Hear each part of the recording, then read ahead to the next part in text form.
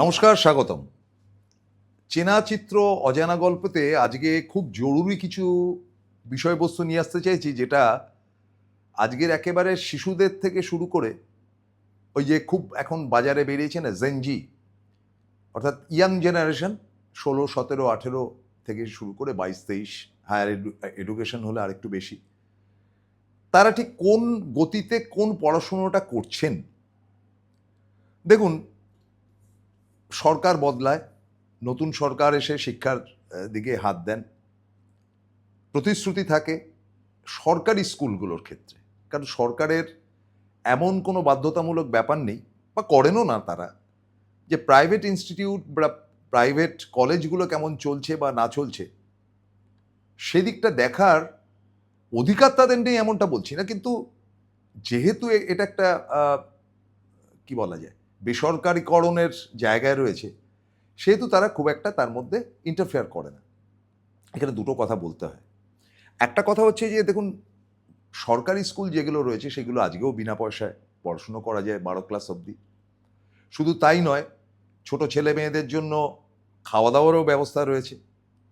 এখন কথাটা হলো যে খাওয়া দাওয়ার ব্যাপারটা কেন, মিড ডে মিলটা কেন? তার কারণ অনেক গরিব ঘর থেকে ছেলে মেয়েরা এখানে পড়াশুনো করতে আসে, ফলে তাদের বাড়িতে খাবার দাবারের হয়তো অভাব থাকলেও থাকতে পারে, তাদের হয়তো তাদের মায়েদের টিফিন করে দেওয়ার ক্ষমতা নেই, ফলে দুপুরবেলা তাদের একটা খাওয়ার ব্যবস্থা আজ দীর্ঘদিন ধরে চলছে, বর্তমানেও চলছে। এখন খাওয়ার জন্য স্কুল না স্কুলের জন্য খাওয়া, নাকি খাওয়াটা একটা আলাদা বিষয়, তাই নিয়ে বিতর্ক থাকতে পারে, সে পথে যাচ্ছি না। কিন্তু পড়াশুনোর যে গতি প্রকৃতি, তাতে করে কিন্তু বাংলার পড়াশুনো বাংলা স্কুলে, অর্থাৎ মাধ্যমিক উচ্চ মাধ্যমিকে এখনো বেশ স্ট্যান্ডার্ড, ভালো।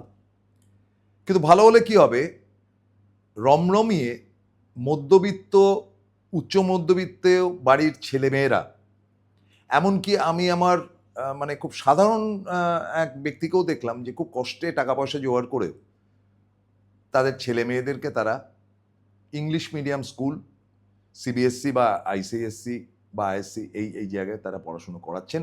তো দুটো কারণ, একটা হচ্ছে যে আধুনিক পড়াশুনোর বা সারা ভারতবর্ষে ঠিক কোয়ালিটি এডুকেশন যেটা রয়েছে, বা এখান থেকে পাশ করে বেরোনোর পর সে হয়তো উচ্চশিক্ষার জন্য ব্যাঙ্গালোরে যেতে পারে, পুনেতে যেতে পারে, চেন্নাইতে যেতে পারে, দিল্লিতে যেতে পারে, যে কোনো জায়গায় গেলে যাতে করে সে সড়গড় থাকতে পারে দুটো ভাষায়, ইংরেজি এবং হিন্দি।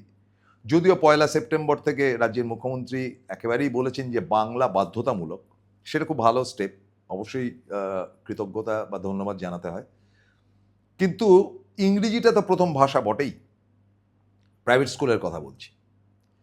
এবার এই প্রাইভেট স্কুলের যেমন পড়াশুনোর দিকটা বা শিক্ষক অনেক বেশি পরিমাণে থাকেন সেখানে, মানে ছাত্রছাত্রী ছোট বাচ্চাগুলো যখন টিফিন টাইম হয়, তারা ঠিক মতন খাওয়া দাওয়া করছে কিনা, মানে বাড়ির থেকে যে টিফিন আনছে সেটা ঠিক মতন করছে কিনা, সেটা দেখার জন্য টিচার রাখা হয়। এবং সত্যি কথা বলতে কি, যে গভর্নমেন্ট স্কুলের টিচারদের থেকে প্রাইভেট স্কুলের টিচারদের মায়না অনেকটাই কম, কিন্তু তাদের আন্তরিকতা অনেক বেশি। I am not comparing with anybody, আমি কারোর সঙ্গে আরো তুলনা করছি না। তো একটা সমস্যা তাদের রয়েছে, দীর্ঘ সময় ধরে স্কুল টাইমটা তাদের অনেক বড়। এমন কয়েকটা স্কুল আমি জানি, অন্তত এখন শহর কলকাতা বা পশ্চিমবঙ্গের ক্ষেত্রে এমন কোনো স্কুল বা কোনো স্কুল রয়েছে যাদের সময়টা শুরু হয়, মানে বাড়ির বাচ্চাকে তার বাবা মা 6টা, 6:30টার সময় বাসে তুলে দিচ্ছেন, ফিরতে ফিরতে তাদের 4টে, 4:30 বেজে যাচ্ছে। মানে একটা ফ্যাক্টরির লেবারের থেকেও বেশি সময় তারা বাইরে থাকছে। তো আমার কথাটা হচ্ছে যে সে বাড়িতে ফিরে খাওয়া দাওয়া করবে, একটু রেস্ট করবে, কারণ কোন সকালে তাকে ঘুম থেকে উঠতে হচ্ছে, তারপরে ফের পড়তে বসবে, তাহলে খেলাধুলোটা করবে কখন? এই একটা জায়গা কিন্তু মারাত্মক হয়ে রয়েছে। হ্যাঁ, তারা হয়তো দাবি করতে পারে স্কুলে খেলাধুলো আছে, স্কুলে বন্ধু বান্ধব আছে, ওগুলো কোনো যুক্তি নয়। বাস্তবিকই এখন খেলার মাঠ কমে গেছে, সেখানে ঢাউস ঢাউস বিল্ডিং উঠছে শহরতলিতে। গ্রামেগঞ্জে ব্যাপারটা আমি এখনো জানি না, তবে সেখানে খেলার মাঠ তো আছে, নিশ্চিতও আসছে। এবং আমাদের এটাকেও ভাবতে হবে যে all work and no play makes Jack a dull boy, এই কথাটা যে রয়েছে, সুতরাং সেটার দিকে নজর করেও মনে হয় যেন স্কুলের টাইমটাকে আরেকটু ছোট করে দেওয়া উচিত। অন্তত সে যদি 6টা সাড়ে 6টাতেও স্কুল থেকে বেরোয়, মানে স্কুলের দিকে বেরোয়, তাহলে যেন কোনোভাবেই 2টো থেকে 2:15-র মধ্যে সে বাড়িতে ফিরতে পারে। তারপরে সে একটুখানি বিশ্রাম করলো, একটু ঘুমালো, তারপর বিকেলবেলা একটু খেলাধুলো করলো, সন্ধ্যেবেলা পড়তে বসলো। Normal life. সেটা কিন্তু হচ্ছে না। এটা সরাসরি দৃষ্টি আকর্ষণ করতে চাই শিক্ষা দপ্তরের। যদিও আবারও আমি বলি যে প্রাইভেট স্কুলের ব্যাপারে সাধারণত সরকার খুব একটা ইন্টারফেয়ার করে না, কিন্তু এগুলো তো একটা মানবিক দিক, এই মানবিক দিকটাও দেখা উচিত বলে আমি মনে করি। দ্বিতীয় ব্যাপারটা হচ্ছে হায়ার কোর্স। দেখুন, উচ্চ মাধ্যমিকের পর কেউ ভাই সায়েন্স নিয়ে পড়তে পারে, বিএ, বিএসসি, বিকম, যে কোনোটাই পড়তে পারে। কিন্তু আমাদের বাঙালিদের মধ্যে একটা অদ্ভুত ধারণা রয়েছে, ম্যাক্সিমাম বাঙালির মধ্যে, যে কোনো রকমের গ্র্যাজুয়েশনটা করেই সরকারি পরীক্ষায় বসবে। এটা আমি কিছুতেই বুঝিয়ে উঠতে পারি না, যে সারা ভারতবর্ষের সঙ্গে ব্যতিক্রম কিন্তু পশ্চিমবঙ্গ বা ত্রিপুরা। তার কারণটা হচ্ছে যে পশ্চিমবঙ্গের মানুষের একটা ধ্যান ধারণা বা ইচ্ছে শক্তি কাজ করে সরকারি চাকরি করা। কারণ সরকারি চাকরিতে একটা তো ব্যাপার আছে, খুব খারাপভাবে বলতে গেলে খুব পরিশ্রম করতে হয় না।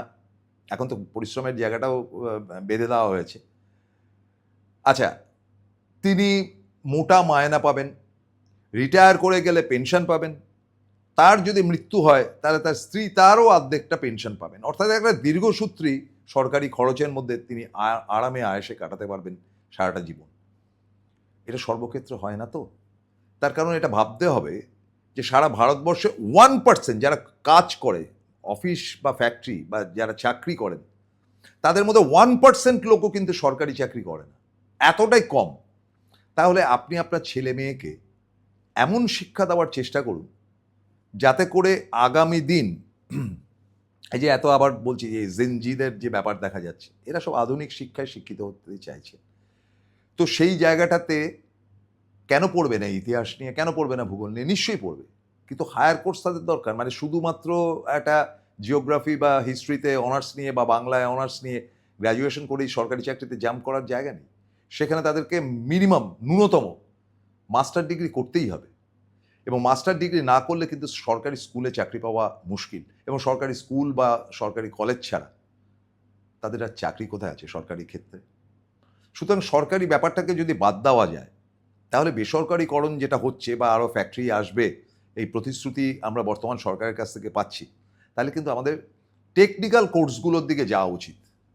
কি কোর্স?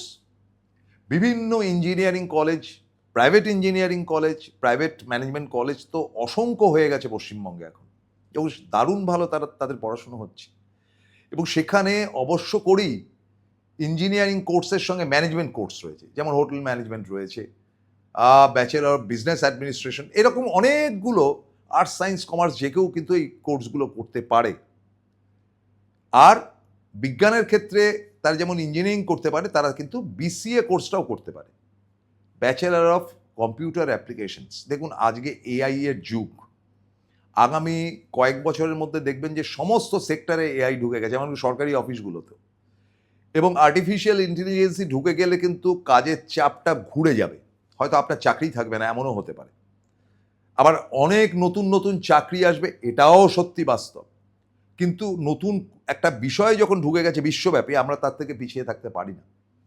ফলে এই এআই কোর্স বা আর্টিফিশিয়াল ইন্টেলিজেন্সি যদি পড়তে হয়, তাকে প্রাইভেট ইনস্টিটিউটেই পড়তে হবে বা সরকারি ইনস্টিটিউটেই পড়তে হবে, কিন্তু পড়তে হবে টেকনিক্যাল কোর্স।